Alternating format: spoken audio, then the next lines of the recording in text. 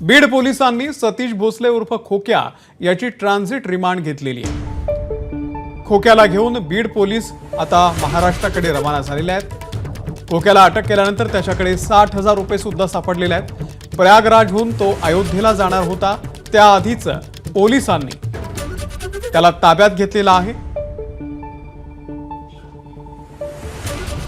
कृष्णा केंडे आपले प्रतिनिधी या संदर्भातले अपडेट देतील। कृष्णा, खोक्याला अटक केल्यानंतरची पहिली जी दृश्य आहेत ती एबीपी माझावरती आपण पाहतो आहोत आणि पोलिसांना हस्तांतरित करण्यात आलेले 48 तासाची रिमांड मिळालेली आहे। खोक्याकडे काही पैसे देखील मिळाले होते, तिथून तो अयोध्येला जाणार होता आणि जात असतानाच एअरपोर्टवर पोलिसांनी त्याच्या मुसक्या आवळलेल्या आहेत। उद्या दुपारपर्यंत त्याला शिरूर कासार इथे आणलं जाईल, मात्र कसं आणलं जाईल या संदर्भात अजून स्पष्टता मिळाली नाही।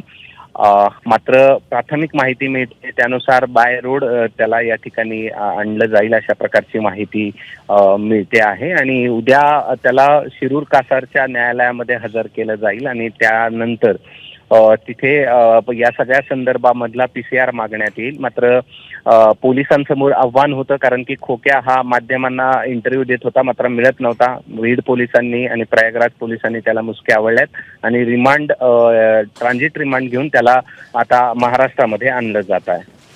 नक्कीच कृष्णा, धन्यवाद दिलेल्या या संपूर्ण माहितीबद्दल।